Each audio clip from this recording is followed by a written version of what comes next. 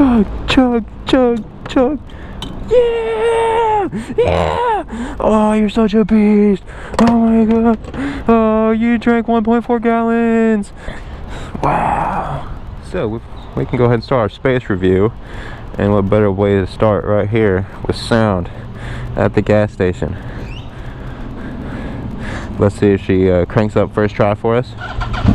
Oh, look at that. Beautiful. Trash control off, thank you.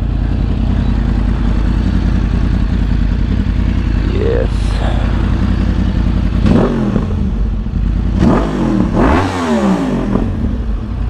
I'm telling you, the video does not do justice. I promise. Until you've heard this in person. Oh, man.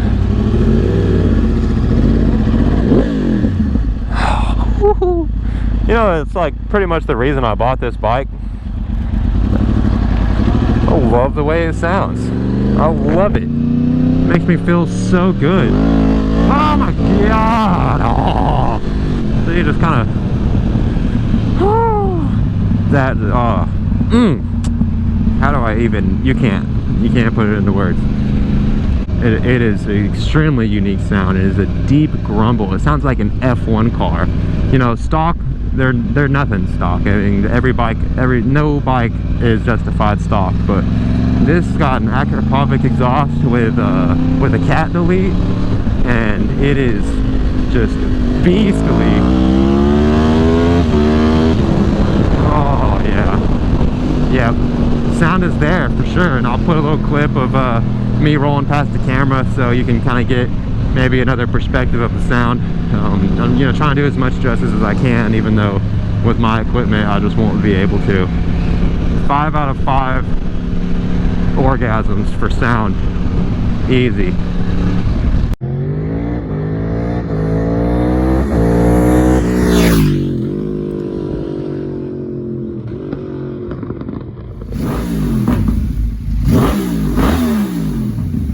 P for practicality.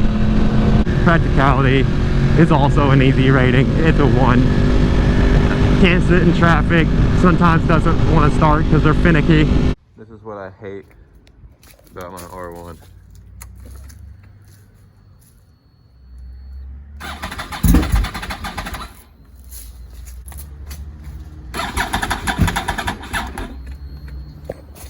And man, so much torque that if you are an inexperienced rider and you just so much as sneeze, this thing could get away from you. It's not a beginner bike, that is for sure too. Quite the opposite. Next we've got a peel.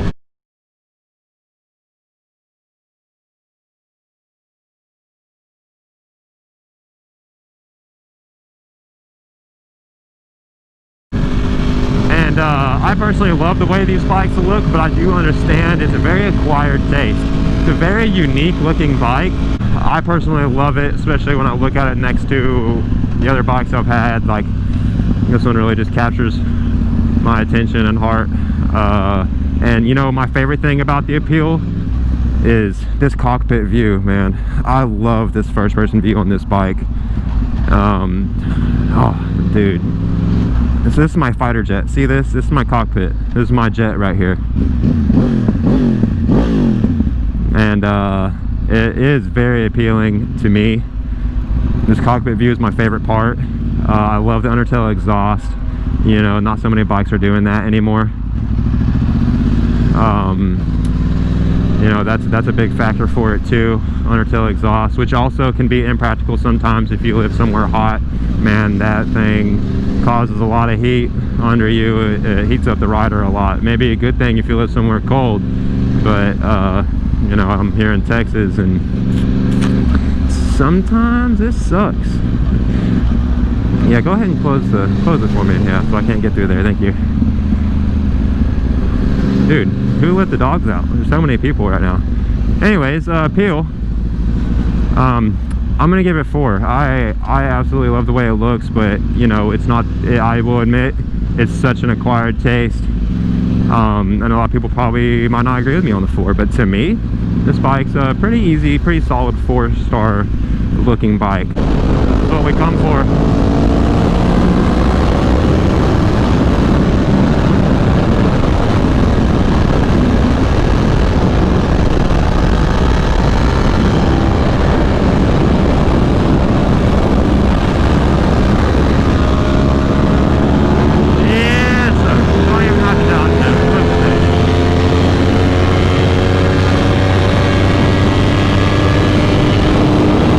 This bike is surprisingly comfortable.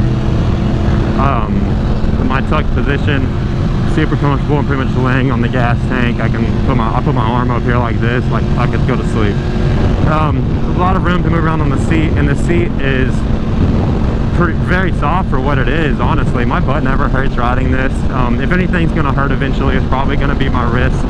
Sometimes there's some decent amount of weight on the wrist depending on your riding position. It's still a super bike. It's not built for comfort, but it is surprisingly comfortable. It's way more comfortable than the R6. It's lower to the ground than the R6. It's more comfortable. I find 600s to be the least comfortable. 1000s are usually comfier because they're bigger, and bigger bikes are just comfier. It's pretty comfy, not gonna lie.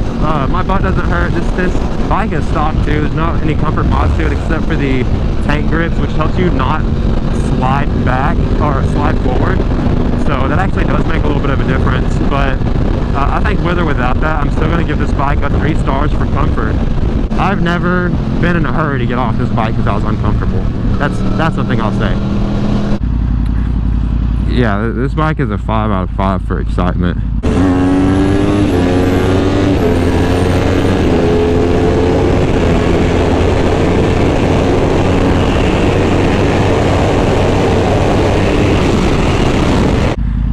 It will rock your socks every time you get on it, no matter what. Doesn't matter how long I own one of these, every time I get on it, it rocks my socks. My hair stands up thinking about riding them.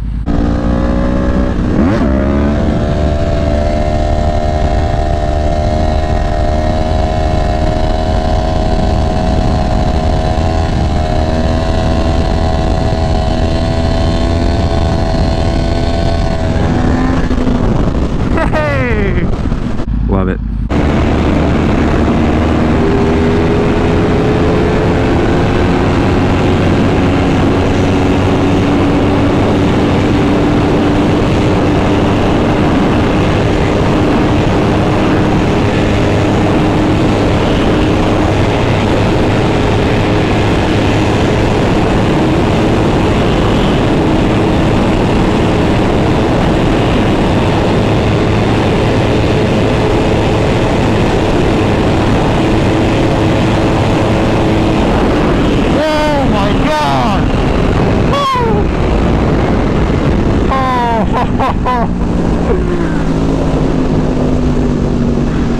I'll be the first to say this is probably the worst choice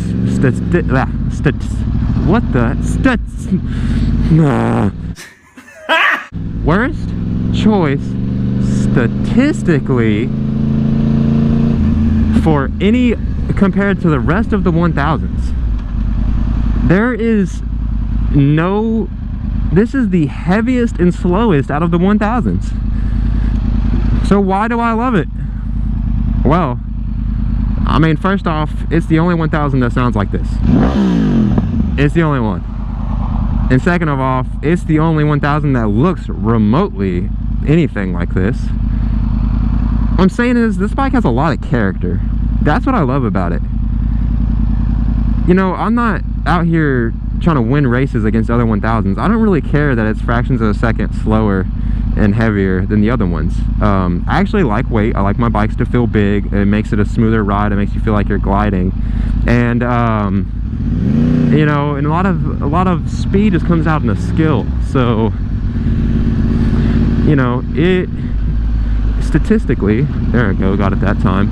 It's the worst 1000. Oh, did I just miss the toll? I just got back in traffic.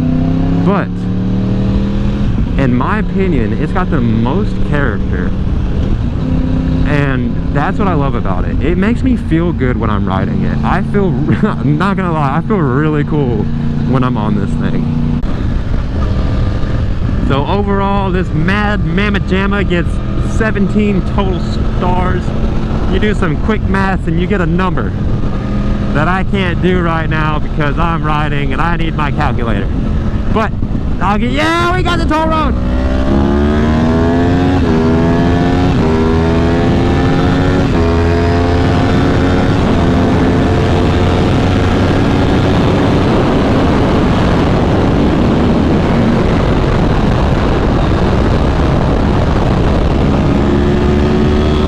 Also, I've got a bone to pick with Yamaha. What the hell is up with these kickstands, bro? On all your bikes. Well, okay, not the SE07s. Okay, on all your R6s and R1s. Why? Why the chicken leg, dude? This thing makes me nervous. I've never had one break on me, but I've seen them kind of be bent a little bit. Like, really, dude? You couldn't spare just a little bit more metal to make that thing just a little beefier. Freaking little chicken leg.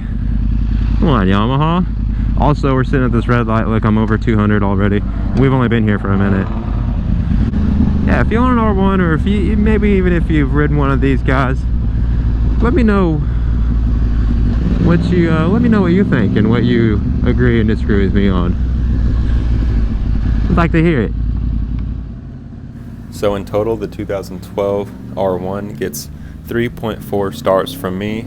It overheats really easily at red lights and traffic, and that's not just this one R1. Every single R1 I've owned has done this. They're just not meant for sitting still. They're race bikes. They're meant to be moving, having air pushed into them. The finicky starting, that's also a common trend amongst all my cross-plane R1s.